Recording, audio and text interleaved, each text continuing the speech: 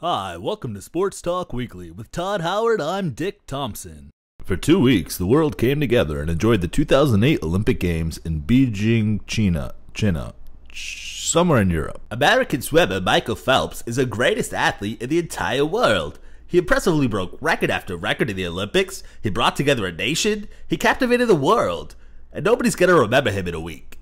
His coach acknowledged his phenomenal performance by throwing him 2 extra mackerel from his big pail of fish. I think SeaWorld's found their next Shamu. Phelps plans to write a book recounting the story behind his historic 8 gold medal swims. The book is tentatively titled, Suck It, France. Volleyball gold medalist Misty May-Treanor has signed on to appear with Dancing with the Stars. It'll be the first time in the show's history that a contestant has to put on more clothes just to compete. And FYI, nobody likes to watch your wrinkly old ass diving around the sand in your underpants. Put some damn clothes on. Fidel Castro has defended the Cuban Taekwondo Olympian who kicked a ref in the face after being disqualified. Castro's comments are just one more thing the ref never saw coming. The Jamaican women spoiled their country's shot at sweeping the Olympic sprints following a flubbed baton handoff. You know that never would have happened if they had been passing a joint. On a more somber note, LPGA Executive Director and Pro Football Hall of Famer Gene Upshaw has died at the age of 63. Apparently, he wasn't kidding when he said Pac-Man Jones would be reinstated over his dead body. Oh, you're a sick bastard. Fresno State pulled off a surprise victory by defeating Rutgers 24-7. Where were those nappy-headed hoes when you need them? In soccer news, a British dramatist is currently developing a musical about David Beckham. The play will document his rise from irrelevance to international stardom and right back to irrelevance again. Charles Barkley has been asked to undergo a televised colonoscopy as part of the Stand Up to Cancer special being aired September 5th by NBC, CBS, and ABC. The networks contacted the former NBA star since he was the biggest asshole they could think of.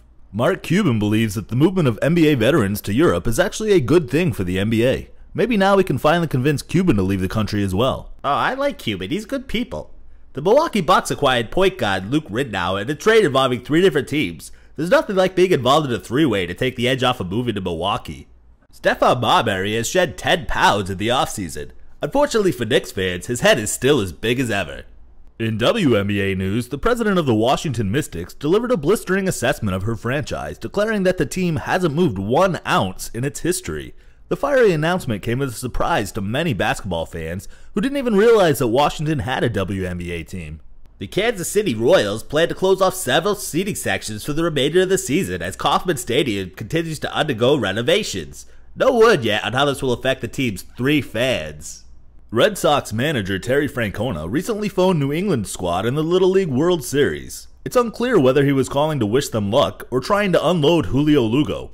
Maybe he was looking for starting pitching, who knows. Overpaid superstar Alex Rodriguez was booed mercilessly last night in New York, and that was just by the women he's been 2-timing. Nascar has suspended 7 members of Joe Gibbs Racing. Hopefully that will serve as a lesson to everyone who neglects to keep their mullet at an optimal length. The Texas Rangers have named Frank Francisco as the new closer. The veteran right-hander is expected to be even less busy than the guy in charge of planning the team's victory parade. The LPGA will require all players to speak English by 2009. Leave it to the LPGA to make a phrase like oral skills sound unsexy. Matt Hasselbeck has signed on to appear in a series of ads for Expedia.com. Kind of a strange partnership for a man who has difficulty traveling more than 10 yards at a time.